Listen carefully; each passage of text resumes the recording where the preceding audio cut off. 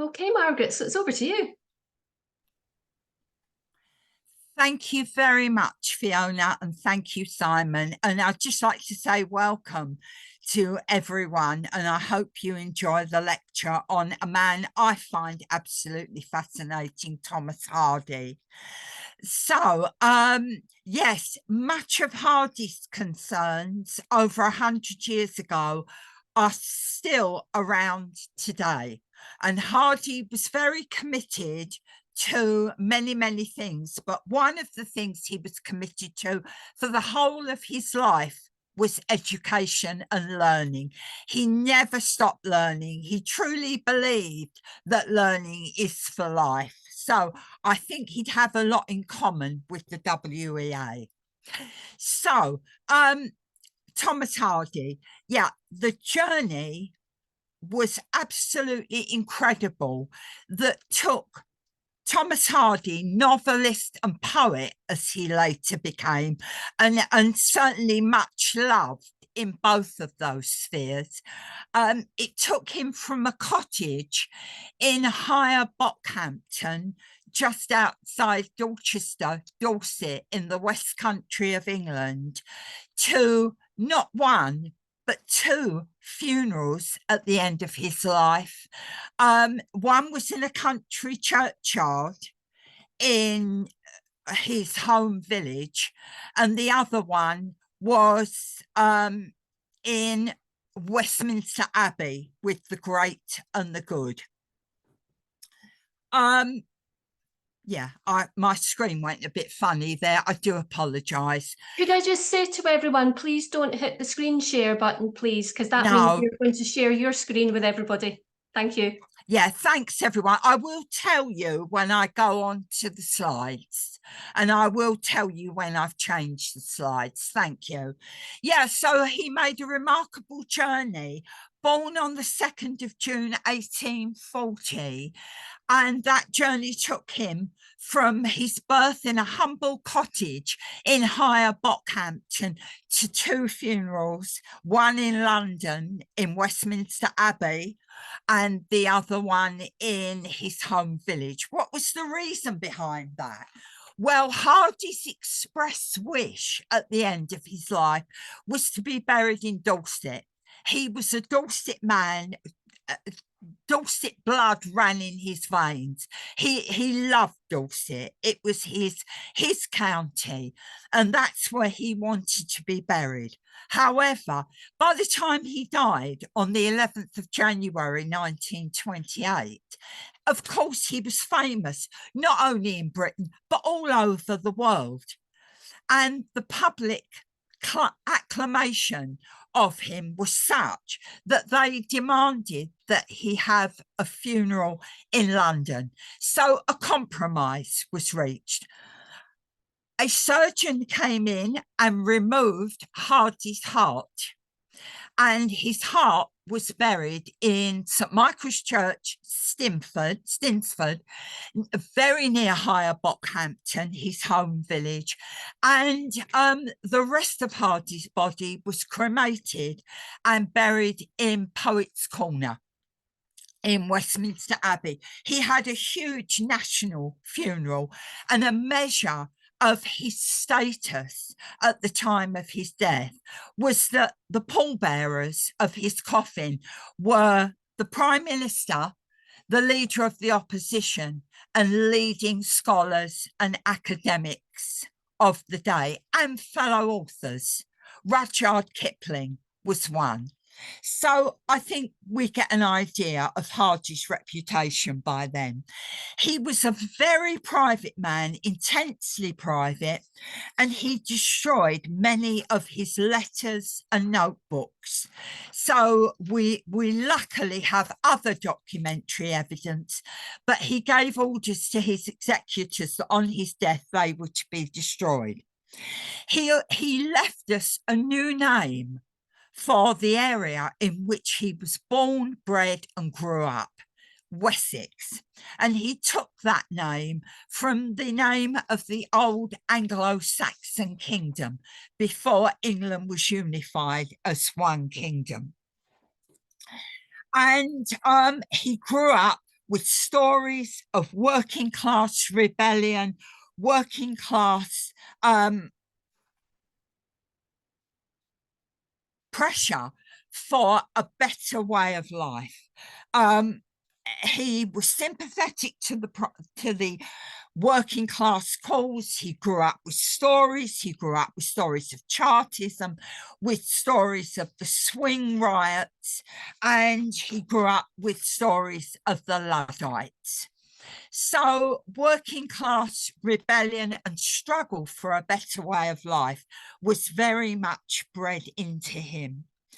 He saw the countryside economy changing from agricultural to mechanical, so from agriculture to mechanisation and industrialisation.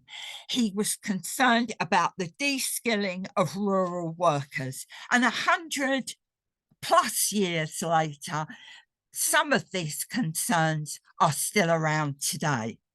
I'm now going to share my screen and hope you'll be able to see my slides okay.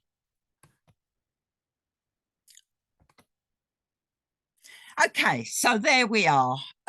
Thomas Hardy, then and now. I'm just going to move on from the title slide.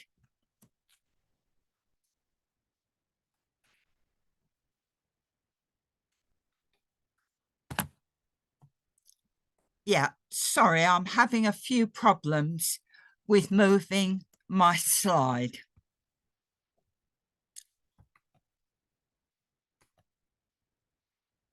Ah, that's better. Yeah, these are just some of the books that Hardy wrote, and many of these titles may be very familiar to you. 160 years ago, Dorset, where Hardy was born, was one of the poorest counties in England, but he loved his home county passionately. And of course, today, we can see the links between some of Hardy's concerns that I've mentioned and some of the topics that he brought into his books.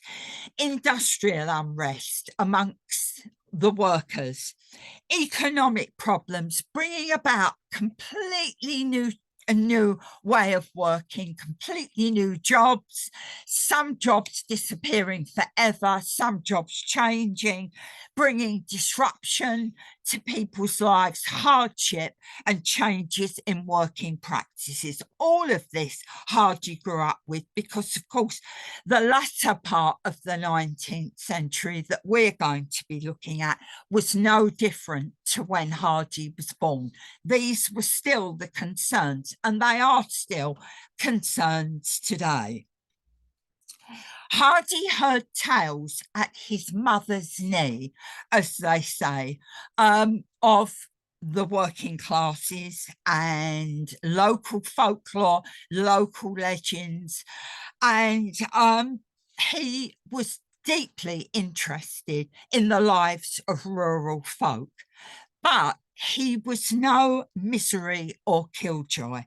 Anyone who thinks that Hardy's books concentrate on the miserable, the dull side of life are very, very wrong. Yes, certainly some of them are harrowing to read in places, but Hardy is a writer that brings us joy, pleasure, and an enjoyment of everyday things. He loved the world, he loved nature, he loved animals, sea, sky, and he drew pleasure from life. Later in life, he wrote a poem called Great Things.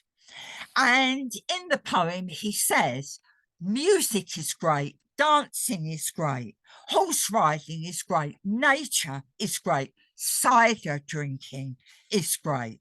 So Hardy always stressed the good things in life as well. Dancing, singing, drinking cider, horse riding, enjoying yourself, and music above all. He was passionate about music. But he recognises a class-ridden system, and he recognises injustice, sadness, disadvantage, and he acknowledged it. But he didn't succumb to these things. He addressed some of the sacred cows of the 19th century in his work and letters to fellow authors.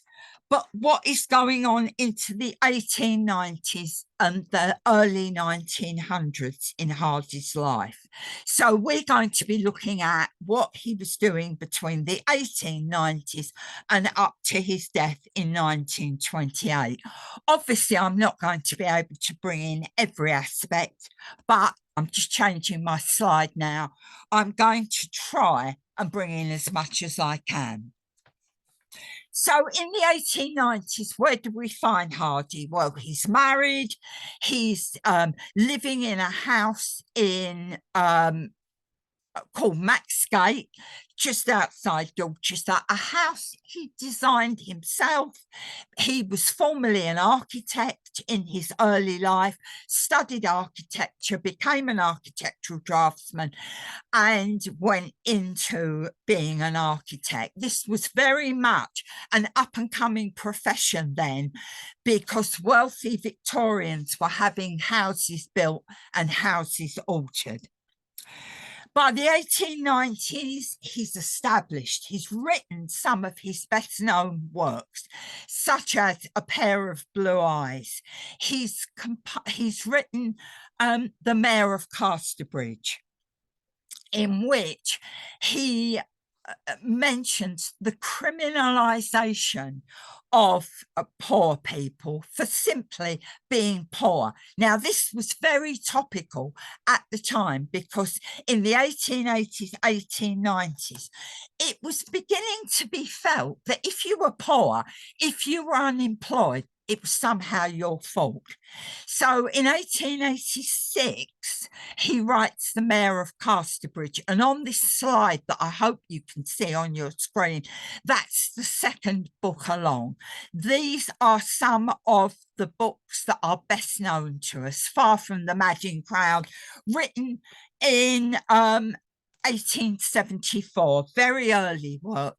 Thomas Hardy writes The Mayor of Casterbridge in 1886, where he talks about criminalising people because they're out of work or they're poor. And we might think, well, hang on, that's not unlike some of what goes on today. Tess of the D'Urbervilles, an outstanding success. Book of the Year in 1891. He's addressing things like illegitimacy, people living together before they're married. He's tackling topics that were very hard for Victorian authors to tackle and still retain a readership. Jude the Obscure, that he wrote in 1895. Jude tackles all of the things I've mentioned and a few more. So by this point in time, Hardy is the elder statesman of English literature. He's the voice of the coming century in the 1890s into the 1900s. So briefly, where did it begin? Well, with his mother, certainly. His father was a stonemason and builder, and his parents were forced to get married when Jemima becomes pregnant. She was a maid at a local house. Tommy, as he was always known in the family, was their first child. They would go on to have 3 more children. The following year, a daughter, Mary, was born. In 1851, another son, Henry, was born. And a couple of years after that, Catherine, or Kate, as she was known, was born. Mother was a formidable lady, and I hope you can see her on screen in the slide. Jemima Hand was her maiden name. She was passionate about education. She was widely read. She worked as a humble maid, as I've said, but she believed strongly in education, not just for her eldest son, but for all 4 of her children. She also believed that none of them should marry, but that they should stay together and look after each other. And this is Hardy's birthplace, the cottage at Higher Bockhampton, about 3 miles outside Dorchester in Dorset. And this was a family home that had actually been built by Thomas Hardy's great grandfather.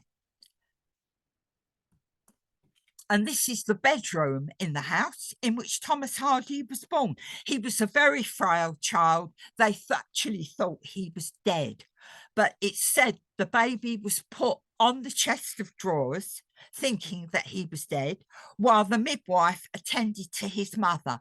Then they heard a cough and realised that little Tommy was actually alive. He was quite a frail child, but a fiercely intelligent child. He absorbed all the stories that his mother told him and learnt to read and write very quickly. And his parents scrimped and saved to pay for a good education for all 4 of their children. This is where he went initially, to the village school at Lower Bockhampton. This was run by Mrs. Julia Martin, who was the lady of the manor, but he very quickly outgrew this school, and his mother insisted that he be sent the 3 miles to Mr. Last's academy in Dorchester. So every day, 10-year-old Tommy walked 3 miles into Dorchester and 3 miles back again at the end of the day. At school, his passion for education matched his mother's. There was only enough money available to pay for his education until he was 16. But Hardy made the most of his time at the school. He learnt Latin, he learnt Greek, and he learnt mathematics. So, and his real passion for education was started here. Here's Hardy at about 18 on the left, and Thomas Hardy, aged about 25, on the right. At 16, he left school. He was apprenticed to an architect in Dorchester as an architectural draftsman. He worked hard at his profession. In fact, he would win medals for his architectural drawings. And after about 5 years working in Dorchester, worked for an architect called John Hicks. After about 5 years, he was ambitious to move on. So he took himself to London. And this is the commemorative plaque on the outside of the building. It's a bank today where Thomas Hardy actually worked. And moving to the next slide, Wessex, his beloved Wessex. It was while working for Hicks that he starts to write stories. He was passionate about reading and passionate about writing. And poetry at this stage in his life is his first love. And the stories he begins to create centre around what he knows, stories of rural working folk and their lives in Wessex, as he would very quickly rename Dorset. And later on, when asked where he got his inspiration for the locations in his novels, he would say that his Wessex was a partly real, partly dream country. But his love of Dorset was constant and remained with him for the whole of his life. So in 1860s London, Hardy encounters a busy, bustling city. He called it a city of 4 million people with 8 million eyes. He hated it. It's noisy, it's polluted, it's dirty, and Hardy can't abide rubbing shoulders with people in crowds. All his life, he would have a phobia about being touched. So he walks in the road mainly to avoid them. He sees squalor, he sees deprivation alongside wealth. And this would inspire some of the plots of his novels. Hardy is sickened by what he sees in London, and after 5 years he becomes quite ill. He's very successful in London. He goes to work for an architect, famous architect called Blomfield, Arthur Blomfield, whose office is near Trafalgar Square. But in London, he hates the noise, he hates the dirt and the bustle, so he comes back home again to Dorset. While he's in London, however, he takes advantage of everything London has to offer. And his passion for learning takes him to external classes at King's College London. It takes him to museums, to art galleries, where he is absorbing as much as he can. Later on, Hardy would embark on a very structured plan of self-improvement reading, helped by his first wife. And yeah, London's opportunities for education, he loved. And the British Museum was another one of his haunts. And I hope you're able to see the slide of part of the British Museum here. And he would spend hours studying there. Coming back to Dorset, his work as an architect takes him next to Cornwall, where his employer asks him to do architectural sketches for the renovation of St Juliot's Church near Boscastle. And it's here that he meets the rector of the parish, the clergyman of the parish, sister-in-law, Emma Lavinia Gifford. Emma was the same age as Thomas Hardy, born the same year, so they're both in their late 20s, and this is in 1870. And here we see Emma as a young woman when Hardy first knew her. And over on the right-hand side, we have Emma in later years, 1905. She died in 1912. The marriage at first was extremely happy, but later it gradually deteriorated. Emma Lavinia had ambitions herself to be a writer. She, like Hardy, was passionate about reading. She was passionate about poetry. And she gives up her own ambitions to further his aims to be a writer. He'd already written one novel called Poor Man and a Lady, but unfortunately couldn't get it published because the subject matter was thought to be too contentious. So no publisher would touch it. So she helps him.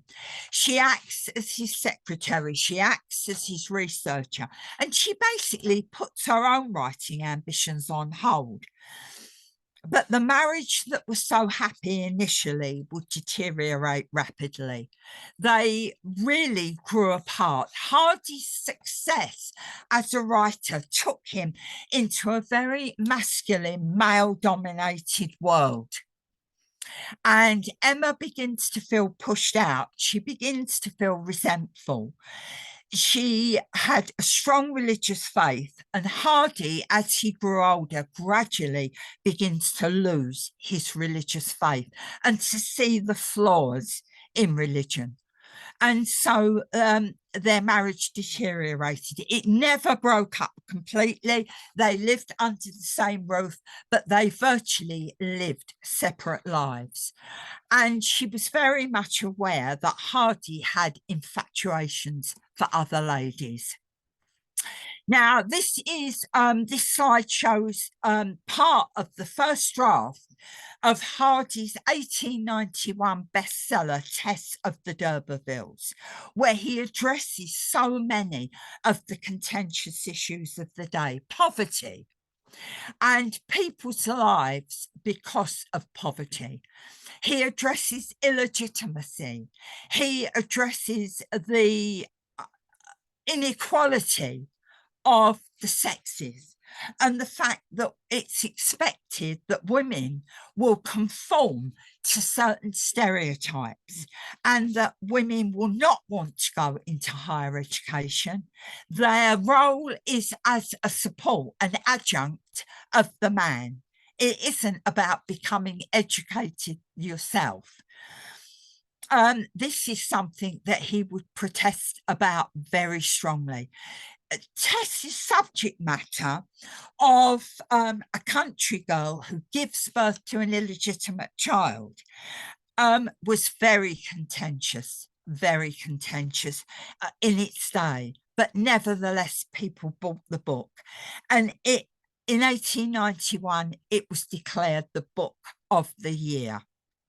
Hardy's first success would come much earlier than this. In 1874, he publishes Far from the Madding Crowd. And with Far from the Madding Crowd, the money begins to come in. He begins to become up there with some of the highest earning novelists. In fact, at one point in his career, Hardy was the highest earning novelist in Britain. This is the book that caused an absolute sensation in 1895. In the 1890s, Hardy's work has become, we could say, darker. Certainly Tess deals with some really contentious issues of the day. But in 1895, the publication of Jude the Obscure covers so much that people were concerned about in the latter part of the 19th century and would be concerned about going into the 20th century. Hardy by now is also involved, and so was Emma, his wife, in the cause of women's suffrage. Hardy supported women's suffrage. He, from his letters that he wrote to people like Millicent Garrett Fawcett, who was a formidable force in the women's suffrage movement, he protests about the role that society has allocated to women. And if we're looking at links between yesterday and today, Hardy then and our world now, well, we can find so many in Jude. It's about inequality of opportunities in education. Jude is a humble stonemason, but he longs to go to university. All he can do is look over the wall. He can't get in. He receives a letter from the university authority saying, no, we won't accept you as a student. You're a working man. Basically, stick to being a working man. You're not an intellectual. You never will be. So just face it. He's elbowed off the pavement by millionaires' sons who are undergraduates at the university for the simple reason that he's a working man in working men's clothes. And in Jude, Hardy protests strongly about this inequality. He says education, opportunity should be there for everyone, not just the privileged few. Hardy supports in Jude the non-typical, the non-stereotypical family unit. Again, in his letters, he says, why should there only be one family unit that is the proper family unit? Father, mother, children. He says, why are mothers of illegitimate children discriminated against? Why are their children discriminated against? He's tackling this and many other issues in Jude. Also, as well as people living together without marriage, having children and they're unmarried, he's also tackling how society discriminates against anyone who is poor, who is unemployed, who is not able to support their family for whatever reason it might be. And again, if we look at this parallel between then and now, we can see that there is still discrimination in our world. There is still an implication sometimes that if people are out of work, it's their own fault. There are places in the world where women are being denied an education, where women and girls are forbidden from getting an education. So we can see the links between Hardy's time and our own time. And Hardy campaigned vociferously against injustice. Hardy was critical of, we might think, of much of the world he inhabited. Along with his love of the world, his love of the natural features of the world, there was a realism with Hardy that although we are not happy with what is happening in our world, sometimes there are forces outside our control. There are things beyond our control that we cannot change. And Hardy admits this. He said, I've got a voice, meaning himself. I can speak out, but ordinary people often feel they cannot speak out about these things. But Hardy says, you must. It's your duty to speak out. He said, even if they are forces beyond your control, you still must make your voice heard. And I suppose linking that to our own times, you know, it's about making sure that we vote and that we are not frightened to speak out if we think something is wrong. Hardy said to think about something and to protest about something, even if you know that you are powerless on your own to change it, is no reason not to do it. So here's some of the things that Hardy was critical. Over on the left-hand side, we have rural workers. Hardy, as I've said, protested strongly against the de-skilling of rural workers. He wasn't anti-mechanisation at all. He accepted that in a changing world, mechanisation is coming whether we like it or we don't. But he felt that more care should be taken over the huge disruption to rural people's lives.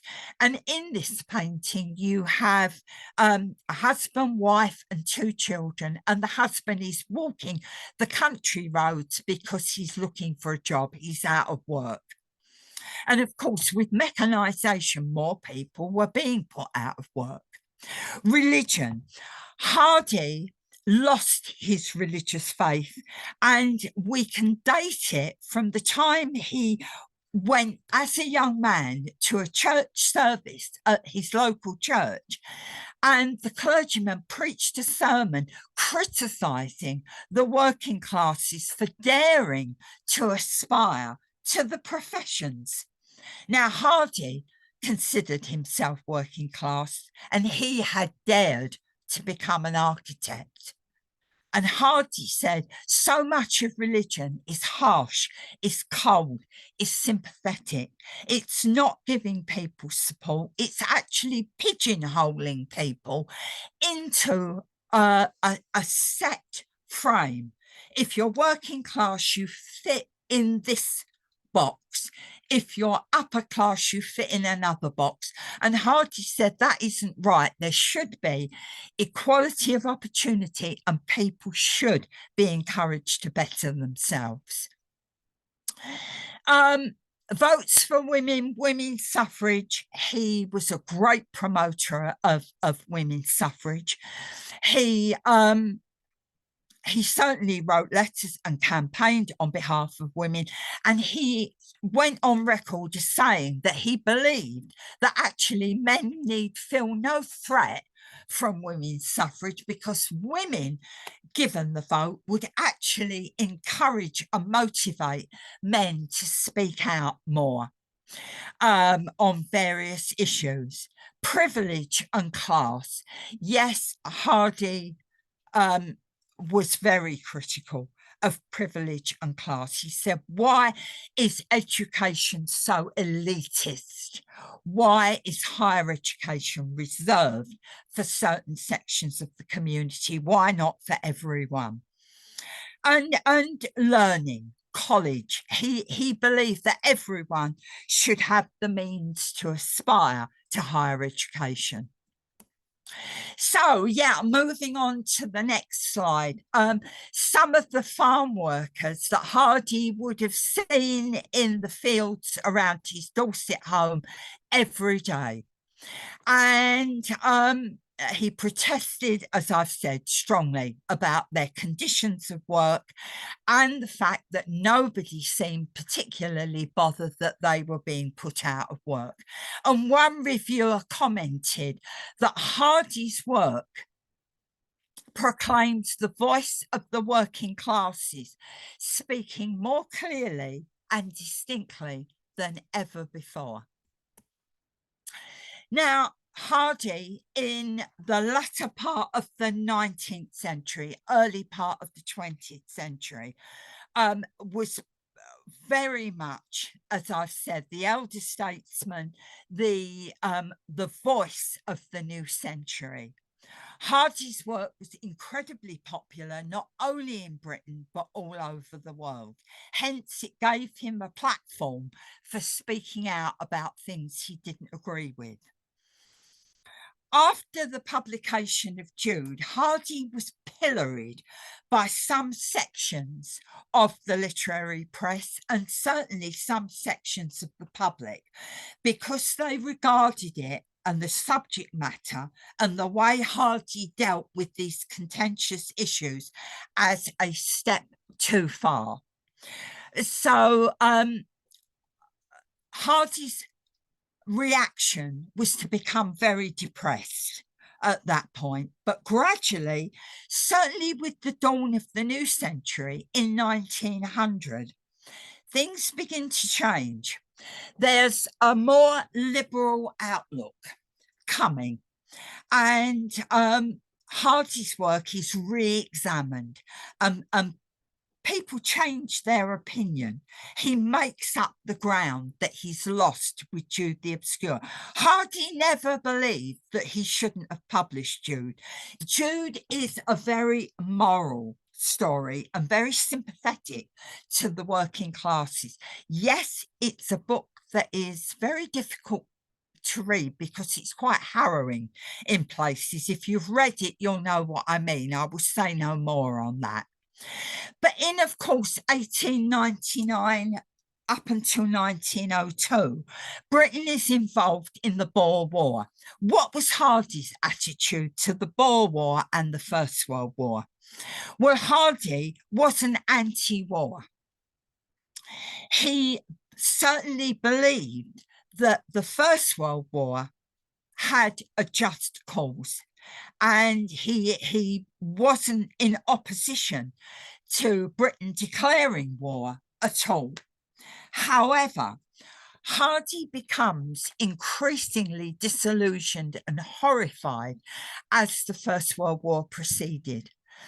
And he says that the reason for this is because the war is being taken over by kings, princes, rulers, politicians, the top brass of the military. And they're making it about them, their egos. They're promoting themselves. They're using it as a bit of self-promotion. And Hardy says that's not what it's about. It's about the rank and file soldiers. It's about the men in the field who are doing the fighting, who are doing the dying. Hardy's sympathy was always with the soldier and the suffering of the soldier. His war poetry is absolutely on a par with any of the war poets whose names we recognise. People like Robert Graves, Rupert Brooke, Siegfried Sassoon, the names that we recognise, Thomas Hardy needs to always appear alongside them. And in a letter to writer John Galsworthy in 1918, Hardy's formulated his own ideas about the future of the world. He's sickened by how little progress mankind has made. He's tried in his books to show mankind progressing towards changing the wrongs of the world. But he regards the Boer War, and particularly the First World War, as a step backwards. He said, what happened to humankind working to improve things? When will we ever learn that war really doesn't solve any problems? Isn't it about human nature, about mankind progressing, not taking steps backwards?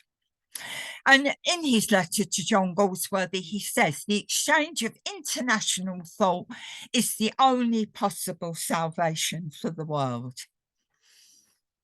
Hardy's work was taken to the trenches by the soldiers. They loved his work because in the environment they're in, they're looking for something that reminds them of home, that reminds them of a rural, more gentle way of life.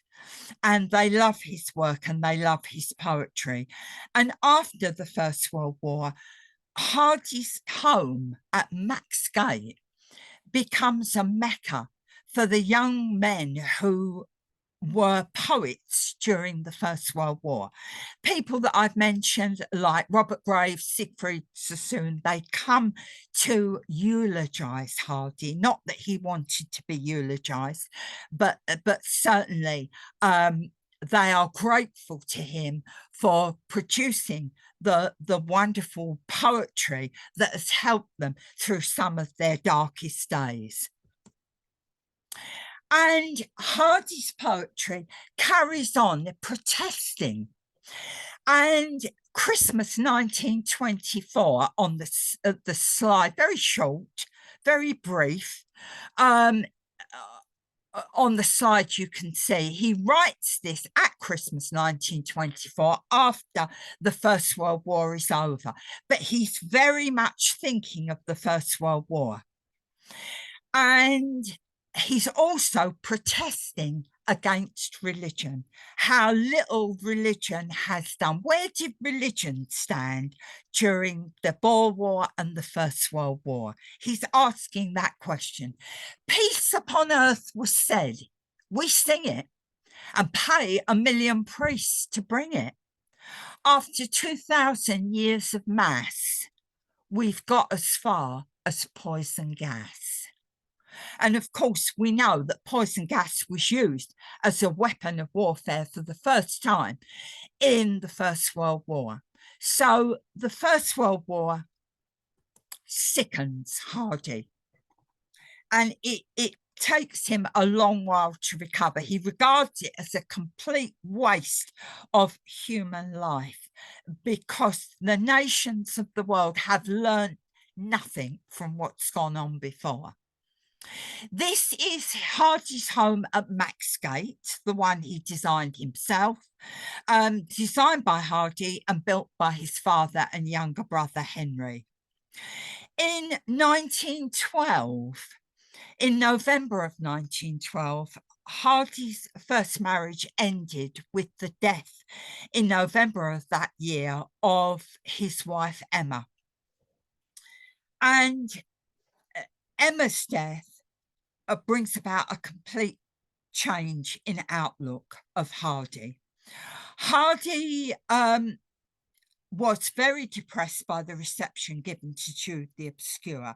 And he turns away from novel writing to writing poetry. And arguably, from 1898, when he publishes his first volume of poetry, until his death in 1928, he produces the most marvelous poetry.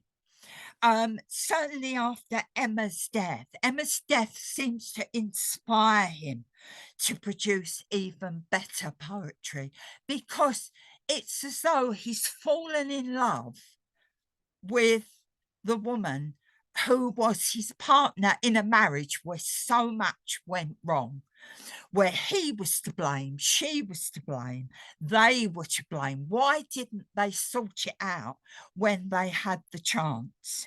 How could it have been changed? How could what happened have been avoided? He's asking all these questions in his poetry, and his poetry at this period in his life is the most moving poetry of love and loss. So again, he's examining his life. Hardy married again in February of 1914. He married a lady called Florence Dugdale, shown on the slide here. She was 39 years his junior, and she had been working for him as his secretary and researcher. There is quite strong evidence that they were involved in an intimate relationship before Emma's death. Hardy and Florence again photographed at Maxgate in the 1920s. And Hardy with Wessex, his terrier. And of course, as I've said several times before, he's in the 20s. He's the voice of the new century, an elder statesman, but he's still campaigning. He's campaigning against inequality and what he perceives is wrong with society. And Hardy and Florence again, only 3 years before Hardy's death. And of course, as an elder statesman of English literature, there had to be a bronze bust of him produced. And you can see this at the, certainly the museum in Dorchester. Hardy died on the 11th of January 1928. And he died of heart failure. He was 87 years of age. And this is the final resting place of Hardy's heart. He wanted his heart, or he wanted his body, I should say, buried with his first wife. But the public outcry that he must have a funeral where he's buried in Westminster Abbey was so strong that this compromise is reached, and his heart is buried. This is Thomas Hardy's grave, and both of his wives would be buried with him. Emma, who predeceased him, and Florence, who died in 1937. Some 9 years after him. And you'll notice on the grave, it says Thomas Hardy, OM. He was awarded the Order of Merit in 1910 by King George V. It said he was offered a knighthood, but he refused because his relationship was so bad with his first wife, Emma. He didn't want her being made Lady Hardy. Now, that sounds incredibly harsh and rather cruel, but that's the story. And this is where the remainder of Hardy's body was interred. He was cremated and his ashes interred in Poets' Corner. And subsequently, Rudyard Kipling's grave would be very close to his. And Thomas Hardy lies alongside Charles Dickens. Now, I'm going to finish at this point because I'm very conscious of the time. And I'd like to finish, if I may, with a quote from Jude the Obscure, Hardy's 1895 novel that caused such a sensation, but mentioned so many topics that are still being discussed in our own times. And he says, as for Sue and me, when we were at our best long ago, when our minds were clear and our love of truth fearless, the time was not ripe for us. Well, can I finish by saying that I hope the time will be ripe for you to consider joining a WEA course. I think Simon summed it up very well at the beginning of this lecture when he said we have a whole gamut of courses that you can join, and we would love you to do so, whether you want to join online or a face-to-face venue-based course. Rest assured, you will be made warmly welcome. So I'll close by saying thank you very much for joining the talk today, and I will be very happy to answer any questions that you might have. So I'm going to stop sharing now, and I'm going to come back. Thank you very much, Margaret. We're going to go straight to some questions now. We've got quite a few for you. So what we'll do is we'll try and get through as many of them as possible, and I'm going to ask them kind of in the order of their popularity, because I know you've all been voting for the questions. So first of all, most popular question, Margaret. Was Hardy considered to be on the autistic spectrum? Guides at his cottage in Dorset thought so.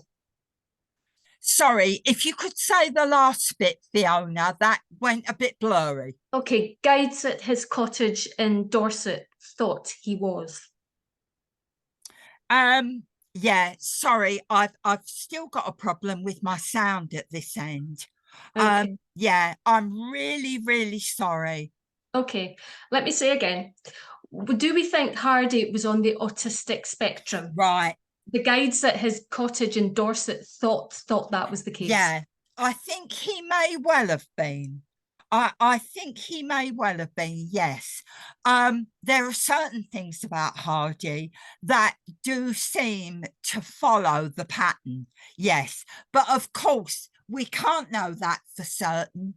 And yeah, it's very difficult at this point in time to be absolutely sure on that. But I do suspect that there was some, if it wasn't autism, it maybe was something else. But I do suspect, I mean, other people have mentioned that he had problems with his attention span and you know, all sorts of things. But yeah, I think there's a very strong possibility that he was. Okay, thank you. Next, do we know which of his books was his favourite? Well, I'm going to say Tess of the D'Urbervilles. He never actually said that himself, but what he told us was he fell in love with Tess.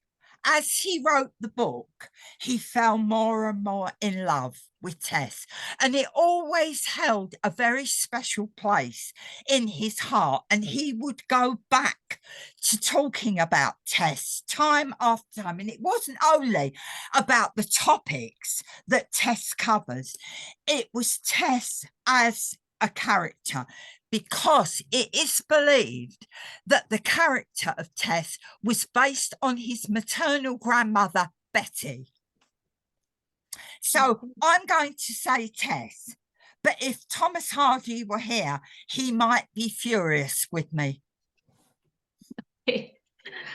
Right, here's another question here, another quite a popular question. Who would you say are Hardy's literary descendants writing today? Oh, That's a really hard one.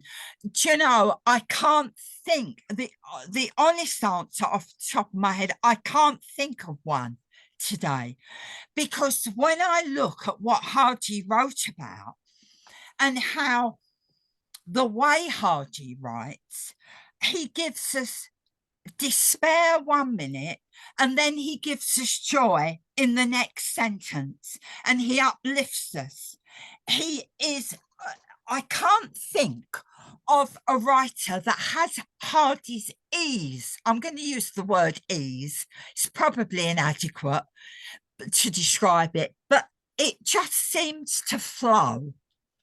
And I honestly can't think of anyone that I've read from more modern times, from our own times, that equal Hardy.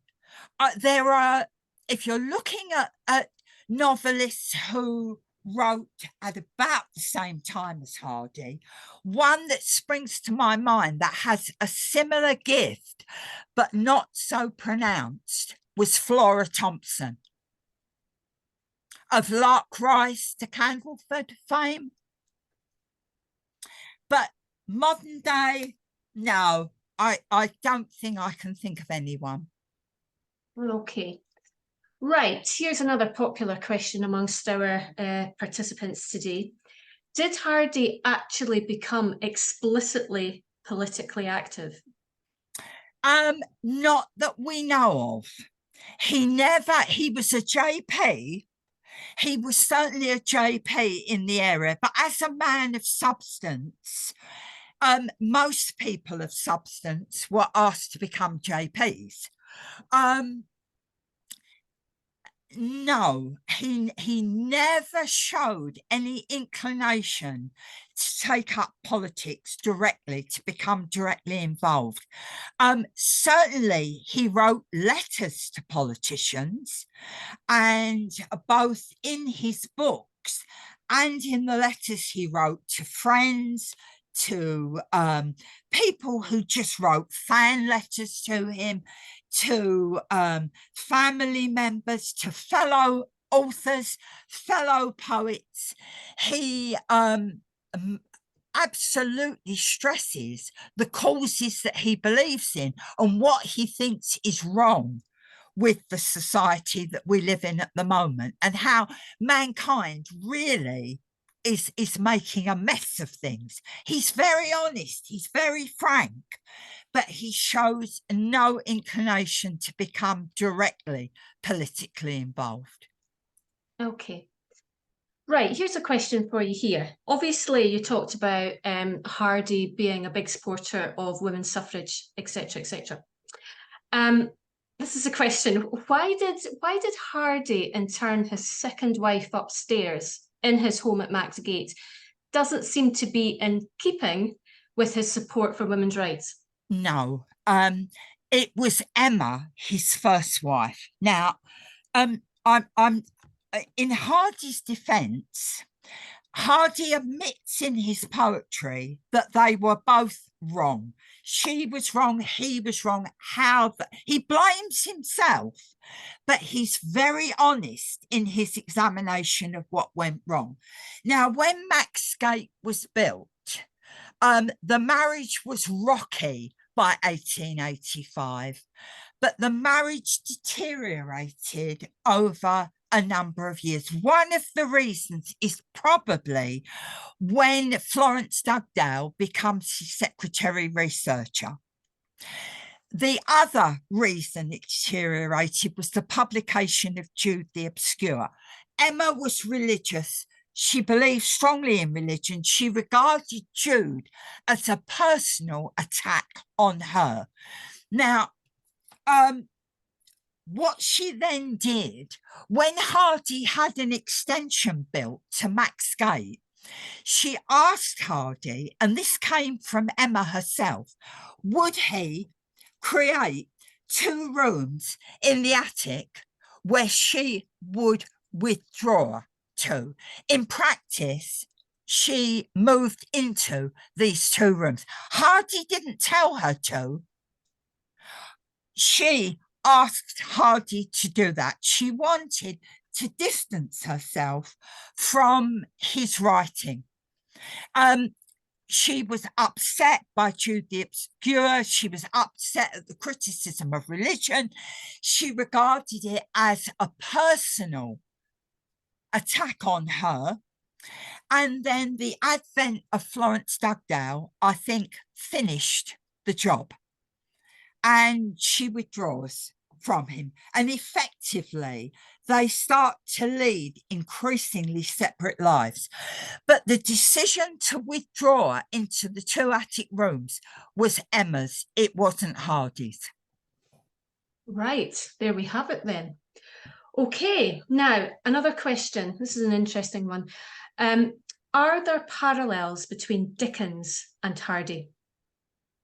I think there are. Yes, I mean Dickens addresses boldly some of the wrongs of society, and so did Hardy. So yes, I think so.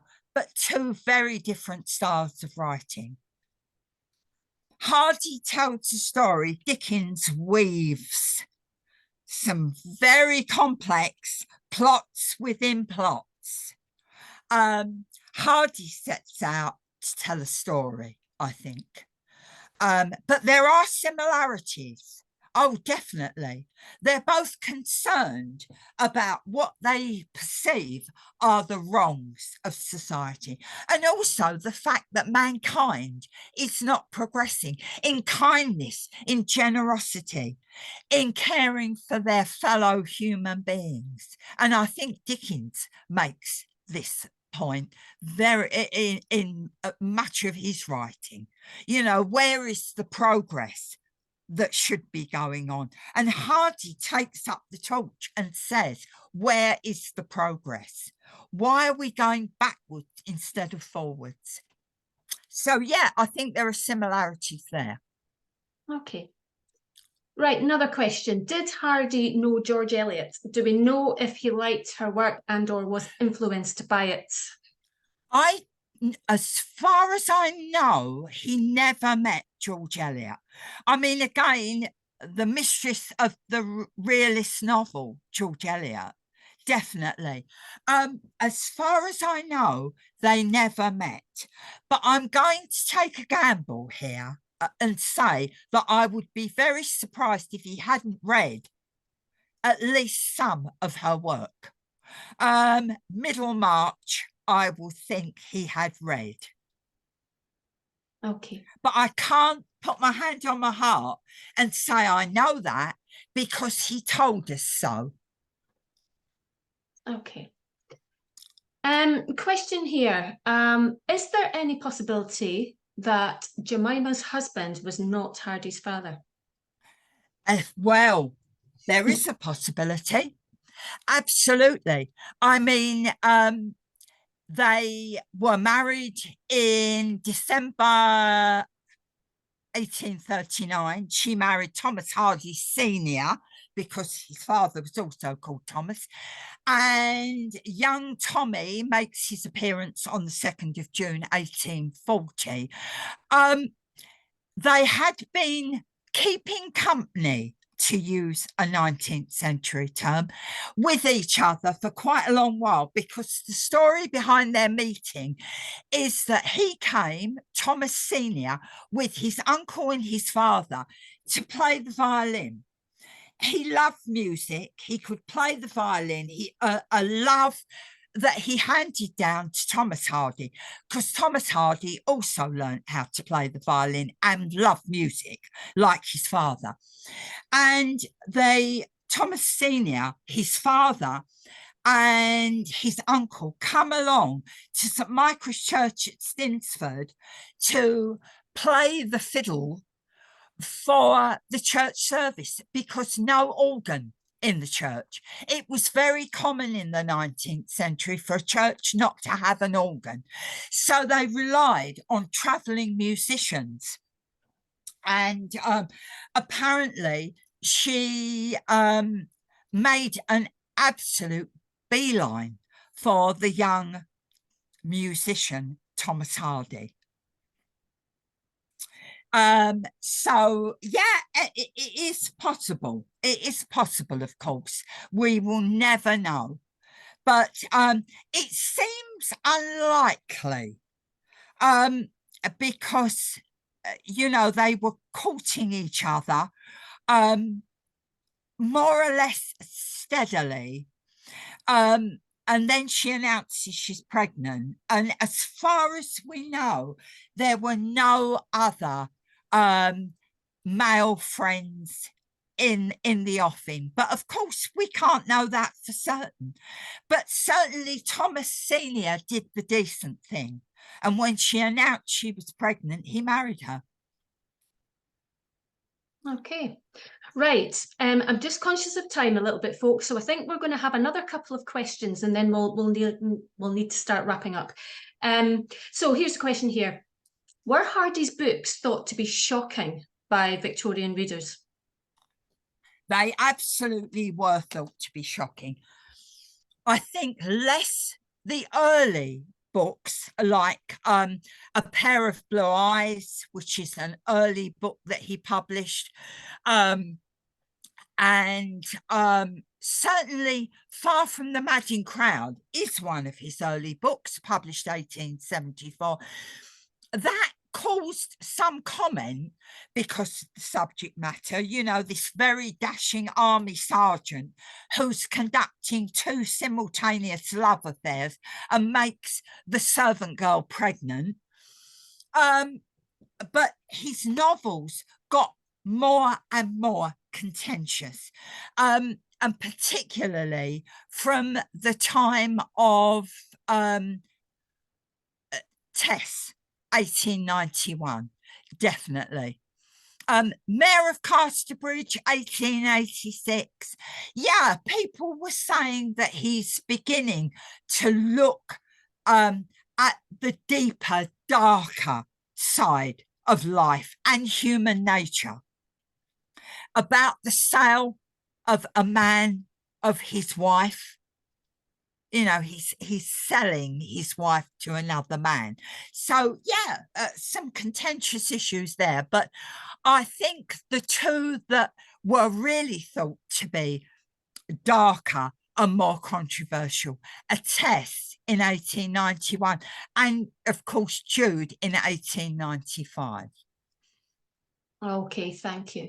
Now, we'll have one more question, and it's kind of wrapping up a kind of couple of questions that people have asked, which is kind of really, do we know what the impact was of him speaking out on the various issues that he felt strongly about?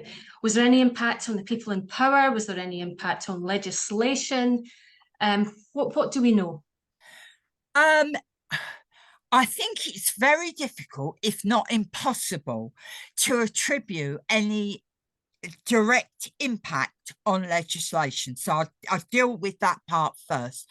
I certainly know of no evidence that tells me that women, or some women, were given the vote in 1918 because of Thomas Hardy, and that the franchise was widened to other women in 1928 because of Thomas Hardy.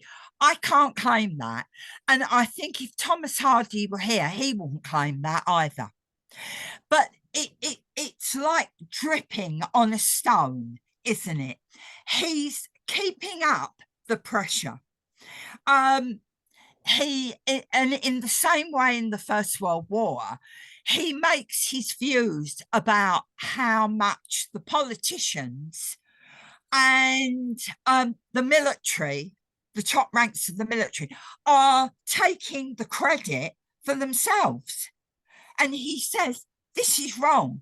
You know, it's not you doing the fighting and the dying, it's young men. And he said the same in the Boer War. He wrote a wonderful poem called Drummer Hodge that talks about this young country boy who dies in South Africa in the army in the Boer War campaign. So I think it's virtually impossible to say that legislation changed because of Thomas Hardy. But I feel sure that, and I'm sure Hardy would agree with me, that it's like one voice crying out. How much more powerful are you if you're one of many crying out? And one thing that Hardy always said was, even if you are unable to directly influence what is going on because of forces outside your control, that does not mean you should not be speaking up about it. And he believed that with whatever levels of society you came from, it was your duty to speak up, because he said only by doing that will change come. Thank you, Margaret.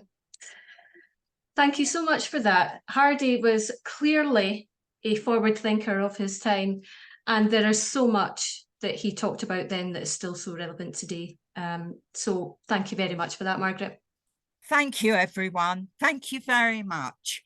I'm passionate about Thomas Hardy, and I hope I've made a few converts if you weren't before. Thanks, Margaret. Thank you, everyone. Thank you for joining us. It's been really enjoyable. Thank you.